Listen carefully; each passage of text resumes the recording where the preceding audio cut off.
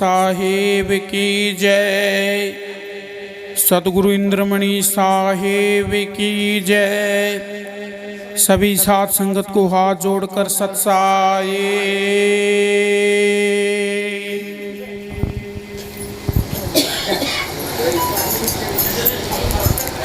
देखो भाई, गुरु की दया से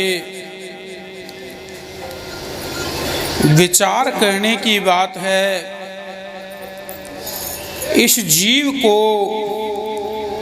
सत्संग की आवश्यकता क्यों पड़ती है, सत्संग की जरूरत क्यों पड़ती है। देखो, आज हम संसार में जीवन व्यतीत करते हैं, सब काम भी करते हैं, लेकिन जब तक सत्संग की पहचान ना हो, जब तक ये जो जीव है सत्संग में नहीं लगता, तब तक इसको चिर शांति, जीव शांति प्राप्त नहीं हो सकती। देखो, हम खूब मेहनत करते हैं, खूब काम करते हैं। इंसान का जन्म जब से होता है उसके बाद वो रुकता नहीं, मृत्यु तक लगा रहता है, इधर उधर के कामों में लगा रहता है।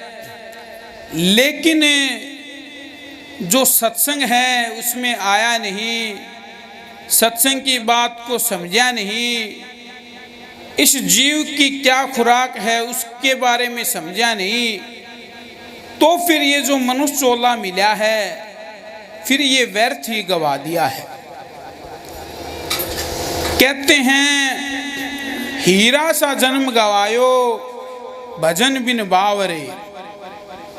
देखो, ये जो मनुष्य चोला है, मनुष्य जन्म है, ये हीरे के समान है, हीरे से भी महंगा है। ये हमने ऐसे ही गवा दिया, ऐसे ही इसको खराब कर दिया। अगर हम सत्संग को नहीं जानते, सत्य को नहीं जानते। देखो, इस जीव का जो भला होगा, संतों ने बताया है कि सत्य से तेरा भला हो सकता है। नाना प्रकार की क्रियाएं करके तू संसार में कुछ टाइम मन को शांति का एक भ्रम दे सकता है, लेकिन चिर शांति प्राप्त नहीं हो सकती। अब सोचने की बात है, जीव शांति, चिर शांति क्या है, जो कि लंबे समय के लिए जो ये जो संसार में हम फंसे हुए हैं, काल का लोक है, काल की नगरी है, इसमें हम जैसे काल नचाता है वैसे ही नाचने लग जाते हैं। लेकिन ये समझ में नहीं आता, ये जो खुशी दिख रही है, ये जिस चीज़ से हमें मन को सुकून मिलता है, मन की जो बात करते हैं तब इसका मन लगता है, ये एक काल की चाल है। जैसे आपने देखा कि कोई कसाई है, अगर वो बकरे को ले जाता है, किसी मुर्गे को ले जाता है, तो उसको पहले अच्छा अच्छा दाना देता है, अच्छा अच्छा भोजन देता है ताकि इसका वजन बढ़े। लेकिन वो ये नहीं सोचता कि तेरी मृत्यु नज़दीक है, ये काल बनकर तेरी मृत्यु करने वाला है। ये विचार बकरे के मन में कभी नहीं आता। ऐसे ही कई चीज़ें ऐसी हैं जो इंसान के पतन का कारण बन जाती हैं, लेकिन इंसान को उसी चीज़ों में खुशी मिलती है। लेकिन हमें ये सोचना है सही क्या है, गलत क्या है, इसके बारे में विचार करेंगे तभी बात बनेगी, तभी हम पतन होने से बच सकते हैं, नहीं तो फिर कोई हमें बचा नहीं सकता। ये गुरु की दया से विचार और समझ की बात है। मालिक ने जितने भी जीव आत्मा बैठी हैं सबके अंदर विचार दिया है, सबके अंदर बुद्धि दी है, सबके अंदर परख दी है। तो इस परख को लगाना चाहिए, इस विचार को लगाना चाहिए, क्योंकि विचार करे बगैर बात नहीं बन सकती। अगर कोई बात बनती है तो हम विचार करेंगे तभी बन सकती है। हम संसार में बहुत सारे काम करते हैं, छोटे छोटी चीजें लेके आते हैं, तब भी हम जरूरत से ज़्यादा विचार करते हैं। जब हम बाजार जाते, मार्केट जाते हैं, कोई कपड़ा खरीदता है, कोई वस्तु खरीदता है, तो हम 4 दुकानों पे जाते हैं, उस वस्तु का रेट पूछते हैं, प्राइस पूछते हैं, फिर दूसरी दुकान पे जाते हैं, तीसरी दुकान पे जाते हैं, फिर हम क्वालिटी को मैच करते हैं, जो पहले दिखाया था वो अच्छा है कि ये अच्छा है। इतना विचार करके फिर हम सामान लेके आते हैं। काफ़ी बार तो ऐसा होता है अच्छा सामान नहीं मिलता तो वापस भी आ जाते हैं, लेकिन अगर हमें पता है ये खराब है तो लेके नहीं आते। तो देखो संसारिक में कितनी भी 100-50 की या जो भी है कोई भी वैल्यू लगा लो आप, कुछ पैसों की चीज़ के लिए हम कितना विचार करते हैं। और ये जो मनुष्य चोला मिला है ये कितना उत्तम चोला है, लेकिन इसके बारे में विचार नहीं करते। इसकी तो सांस सांस जो हैं वो बड़ी कीमती हैं। आप विचार करके देखो, कोई बीमार व्यक्ति है, उसके ऊपर अगर अपने पास पैसा है तो हम पैसा वो भी लगाते हैं। काफ़ी बार हरी बीमारी में उसको बचाने के लिए, उसकी सांसों को बचाने के लिए घर बेचकर भी लगा देते हैं, लेकिन सोचते हैं कि ये जो जीव है इसकी सांसें मतलब ना जाएं, ये हमारे पास ही रहे। हम उसकी कीमत इतनी जानते भी हैं, लेकिन उसको सार्थक कैसे करना है उसके बारे में विचार नहीं करते। संसार में हम बहुत विचार करते हैं। तो ऐसे ही अगर हमने इतना विचार अध्यात्म के अंदर कर लिया, सत्संग लाइन के अंदर कर लिया, तो ये लगा लो इस जीव का बेड़ा पार हो सकता है। तो गुरु की दया से ये विचार की बात है। कबीर साहब कहते हैं, ऐसी भूली सट दरसना और सकल संसार, कबीर हमारा शब्द बिना कोई ना उतर पार। कबीर साहिब ने जो शब्द दिया है, जो सतनाम दिया है, उसके बगैर कोई भी पार नहीं उतर सकता। अगर इसको शांति चाहिए, इस भवसागर से मुक्ति चाहिए, तो भाई कबीर साहिब का नाम लेना बहुत ही जरूरी है। कहते हैं, मुख से रटे कबीर कबीर, तो ना मिटे काल की पीड़। नाम हमारा सब जग लेता, भेद हमारा कोई नहीं कहता। मेरा भेद कवेगा सोई, जा का सतगुरु पूरा होई। मेरा भेद वही बता सकता है जो सतगुरु पूरा है, जिसका सतगुरु पूरा है, वही कबीर साहिब के बारे में बता सकता है। तो गुरु की दया से ये विचार करने की बात है। ऐसे ही अब हम देखो बाहर भटकते हैं, बाहर देखते हैं, सोचते हैं गुरु की प्राप्ति हो जाए, नाम की प्राप्ति हो जाए, शांति मिल जाए, लेकिन शांति तभी मिलेगी जब हम अंदर से अध्ययन करेंगे, अंदर से उस बात को जानेंगे। बाहरी दिखावे से कभी शांति प्राप्त नहीं हो सकती। अगर हम सोचते हैं बाहरी दिखावे से हमें शांति प्राप्त हो जाएगी, शांति मिल जाएगी, तो ये हमारी भूल है।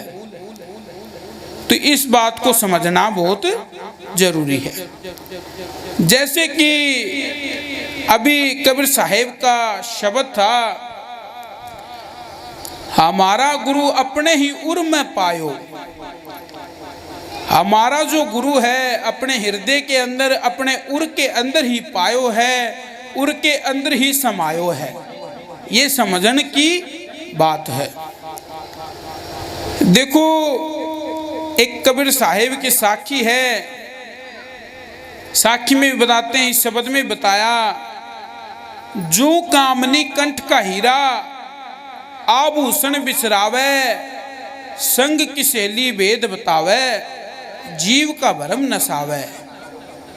तो देखो, जीव का जो भ्रम है, जैसे इसको जीव को, इसको सखी ने बताया कि भी तेरा जो आभूषण है तेरे पास है, तो इसका भ्रम मिट गया। ऐसे ही जीव का जो भ्रम है वो सतगुरु मिटा सकता है, कि तेरा जो सतगुरु है, तेरा मालिक, तेरा पिया तेरे घट के अंदर है। देखो, इसमें बताया जैसे कि कोई भाई लेडीज है, कोई हार पहन लेती गले में, और उसको वो कंठी माला जो है वो दिखे ना, और उसको ऐसा लगा कि भाई आभूषण गिर गया, और वो कभी कहीं देखने लग जाए, कभी कहीं देखने लग जाए, और वो देखती रहे, कभी घर में देखा, बाहर भी देखा, लेकिन वो नहीं मिली। और जो साथ की जो सहेली है, उसने उससे जिक्र किया, उससे जिक्र किया, तो क्योंकि साथ वाली को तो उसका गला दिख रहा था, उसने उसको बताया कि ये तो आभूषण जो है तेरे गले के अंदर है। तो उसका जो भ्रम था कि ये जो आभूषण खो गया, तो उसका वो भ्रम खत्म हो गया। ऐसे ही ये जो भ्रम हमें लगा हुआ है कि हम मालिक को बाहर देखने की कोशिश करते हैं, ये जो सतगुरु बताते हैं कि तेरा मालिक तेरे अंदर है, ये तभी खत्म होता है, ना तो ये खत्म नहीं होता।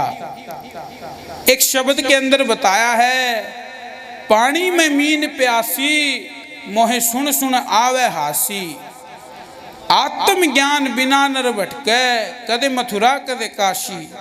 पानी में मीन प्यासी, आत्म ज्ञान के बगैर इंसान कभी मथुरा जाता है, कभी काशी जाता है, कभी हरिद्वार जाता है, कभी कहीं जाता है, कभी कहीं जाता है, लेकिन आत्म ज्ञान ऐसे जाने से प्राप्त नहीं होता। आत्म ज्ञान तो जो जिसका नाम ही आत्म ज्ञान है, तो अंतर से ही प्रकट होगा, बाहर से प्रकट नहीं हो सकता। हम स्कूल में जाते हैं, पढ़ते हैं, किताबें पढ़ी, सब कुछ पढ़ा, लेकिन वो ज्ञान जो है अंदर जागृत करना पड़ता है। और फायदा भी जब ही होता है जब वो अंदर जागृत होता है। हम कितनी भी भाई कोई सी भी क्लास की किताब ले आए, कैसी भी किताब ले आए, ऐसे किताब लेके आने से बात नहीं बनती।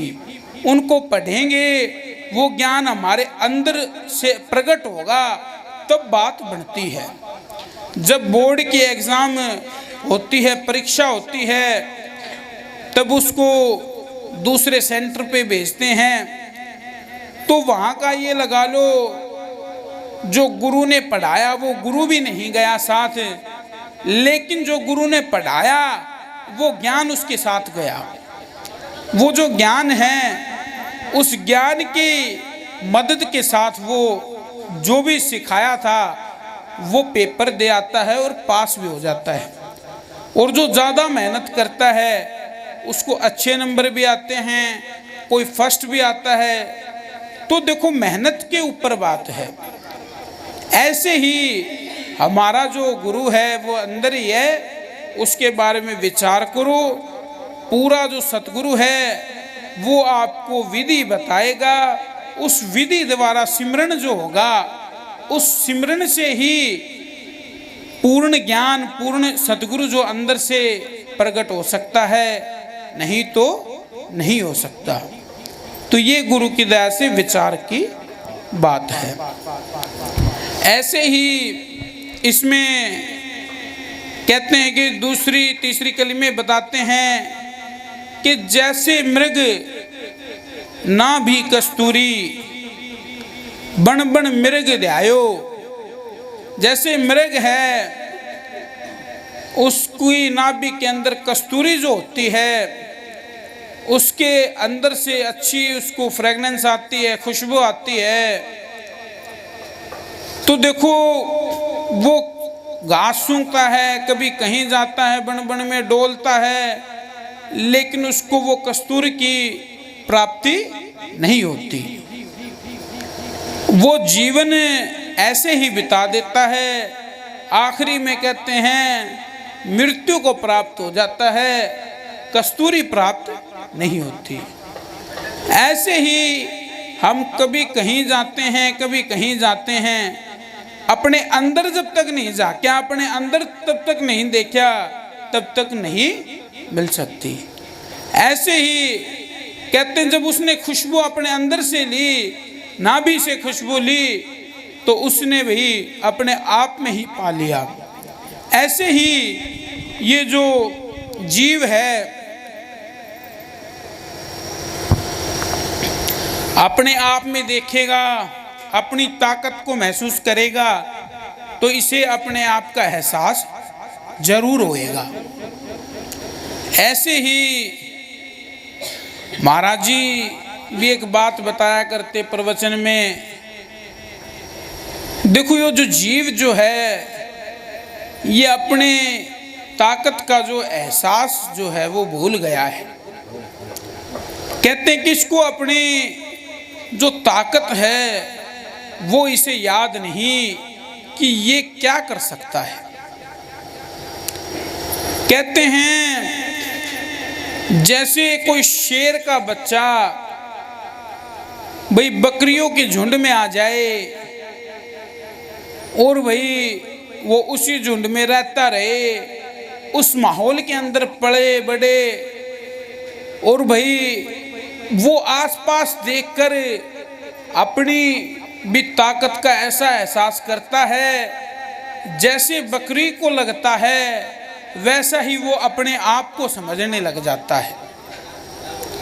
कहते हैं वो बड़ा हुआ धीरे धीरे धीरे धीरे, जब शेर की उसके अंदर भाई बड़ा हुआ, आवाज़ भी बढ़ी उसकी, फिर जब वो पानी पीता तब अपने आप को देखता, उसका स्वरूप के अंदर और बकरियों के स्वरूप के अंदर फर्क था।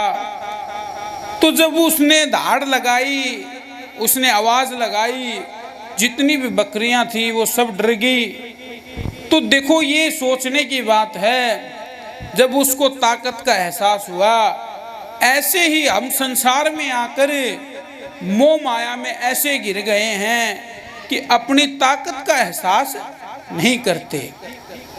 काफी बार तो मन इतना कमजोर हो जाता है, आप विचार करके देखो, कोई छोटा सा कोई अगर कोई नशा करता है तो मन में उसके विचार आता है मैं छोड़ दूं। काफ़ी बार हमारे पास भी काफ़ी लोग आते हैं तो मैं कहता हूँ भी छोड़ दो बाजी, मैं कोशिश तो करता हूँ लेकिन छूटती नहीं। देखो उसने छोटा सी नशा जो है वो उसके मन से नहीं छूट रहा, कितनी बड़ी ताकत है लेकिन छोटी सी चीज उससे मन से नहीं छूटती। संसार में आके मन ने इतना जकड़ लिया है कि वो अपनी ताकत का एहसास भूल गया है। ऐसे ही ये तो एक छोटा सा उदाहरण है, संसार में पता नहीं इंसान कहाँ कहाँ मन लगा के फंस गया है। तो देखो जो ये जो मन है इसको छोड़कर निज मन जो है वो सतगुरु के शरण में लगाना चाहिए।